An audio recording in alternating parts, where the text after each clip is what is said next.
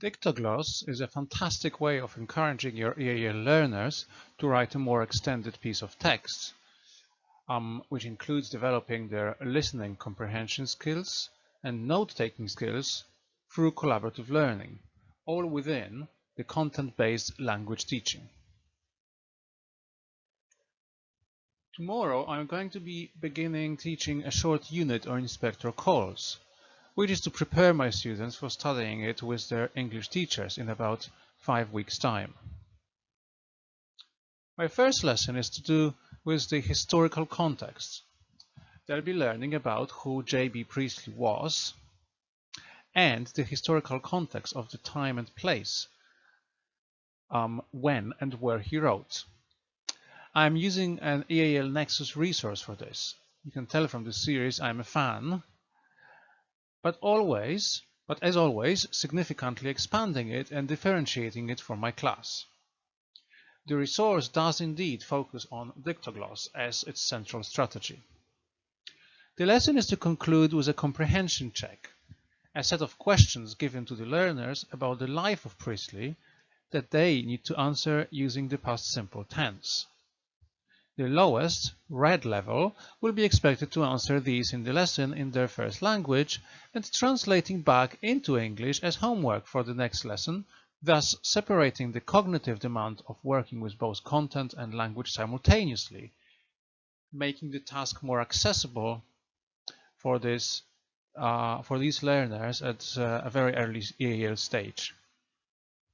The middle level, orange, will be asked to answer the same questions, but in English this time, helping themselves with the text, and the top green level will only use their Dictogloss notes, but not the modal text, to answer the same questions.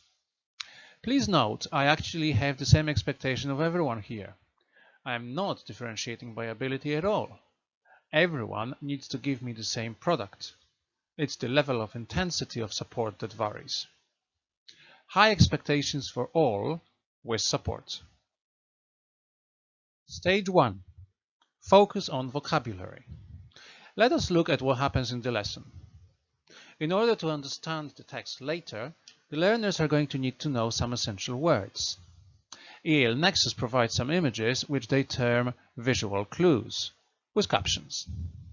The words and phrases are working class in Yorkshire in 1900, free school milk, the First World War, officers, council houses, the welfare state, and equal rights for women.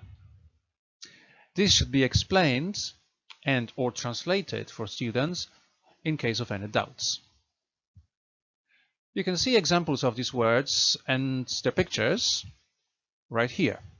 I actually turned this resource into a Pelmanism game, the kind where students put the cards facing down on the table and have to turn over 2 at a time and find pairs of a picture and its corresponding English word. Of course, every time they do so, they are asked to pronounce these words. Hopefully, the sound of the words lodges itself in their minds by the time we tackle the text about J.B. Priestley. Stage 2. Dictogloss, gathering information for writing.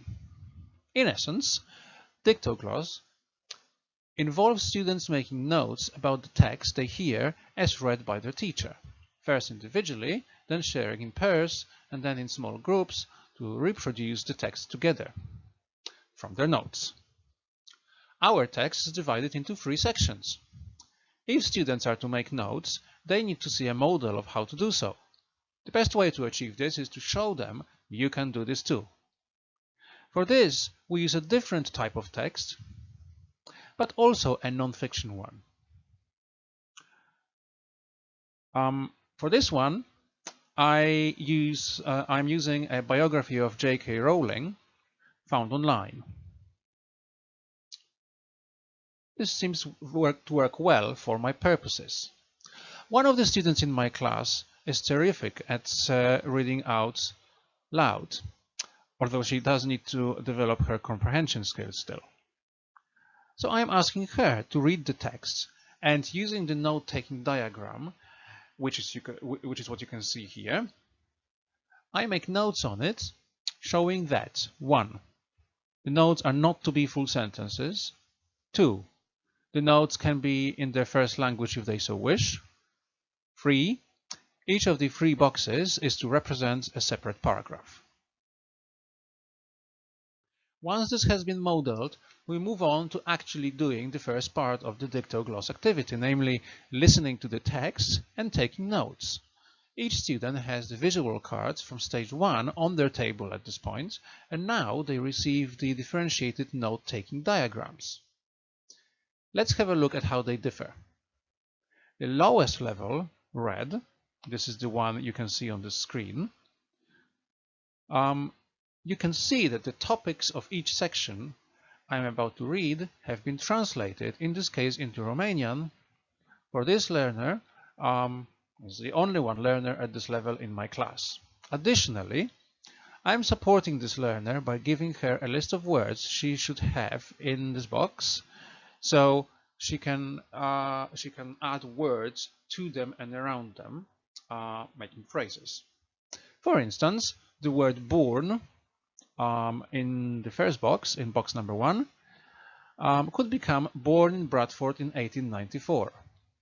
We can see born translated into Romanian, so the learner has something to build on as she listens. There are, of course, images provided as well, meaning she's going to be able to use the phrases just learned through the Pelmanism activity. This learner is reminded that she is able to write notes in Romanian. The middle level, orange, as you can see, images and translations are not provided, but a selection of English words is provided here as a starting point. It is insisted upon that these words appear in their notes within phrases. And the top level, green, these learners will be able to make their own notes by just listening. No pictures, no lists of words. Now, with the students working independently, I read the 3 sections one by one at normal speed, stopping for about 60 seconds at the end of each section, giving the learners some more time to add to their notes. The process is now repeated, but the students now form pairs, and before I read the text again, they compare and add to their notes. After the second reading, the learners form groups of 4. They will compare and add to their notes in their group now. Following this, the reproducing of the text will begin. Stage 3. Dictogloss text reproduction. Before the learners get together to write the text from their notes, you want to remind them of some grammatical expectations as per the linguistic objectives of the lesson. That is, that all of their sentences are to be written in the past simple tense, and they need to stick to the SVO affirmative sentences structure. SVO being subject, verb, and object. My own learners are very well trained in this, so myself insisting on going back to their books and rechecking how regular versus irregular past simple verbs are formed and what subjects, verbs, and objects were would be sufficient. You can always provide examples of these for the groups. Students need to know that subjects in English may be more than one word. A table such as the one here could be produced for the learners, or you could just write it up on the board for them, asking students how many words make up the subjects, the verb, and the objects. If you would like to avoid your students producing something like seed or set it, you might want to provide your learners with printouts of common regular and irregular verbs. Very easy to find on Google. If you are concerned, it is of course always possible to provide a list of verbs that the learners have to use in their writing, therefore making them think about which subjects, objects, phrases, nouns, their content they would go with. Since in your mainstream English classroom, the learners would be collaborating with your English native speakers in a group, what better way to involve them in the process than making them responsible for writing all the verbs in the text reproduced with a different color pen, since the language objective of the lesson is indeed using the past simple tense verbs. What I would prioritize focusing on within the requirement to use the past simple tense is the difference between the use of the verb to be in the past as opposed to all the other verbs. It's not only that be is was or were rather than beed. It's also the fact that be questions are asked differently to all the other verbs, as in, when was Priestley born? Auxiliary verb was for the passive born. Who was J.B. Priestley's father? Main verb was. What did J.B. Priestley's father believe? Auxiliary verb did plus main verb believe.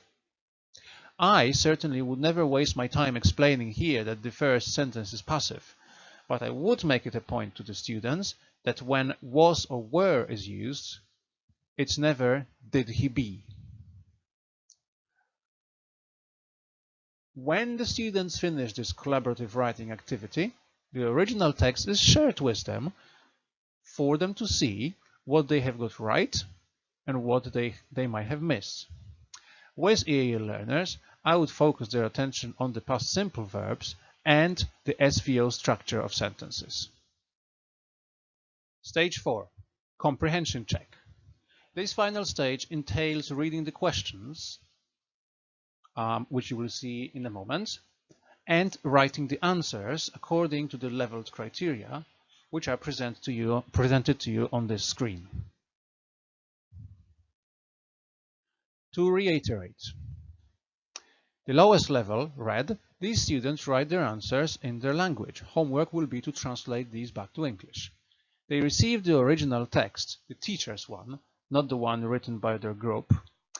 And before writing, they are to underline the portions of the text containing the answers to the questions and give these numbers corresponding to question numbers. The learners get help with the subjects of the questions, underlined in questions, these becoming the starters for their answers. The middle level, the same task, but writing is to occur in English. They can use the original copy of the text. And the top level, the green color, the same task, but subjects are not underlined and they are only allowed to use their diagrams with their notes, but not the actual text.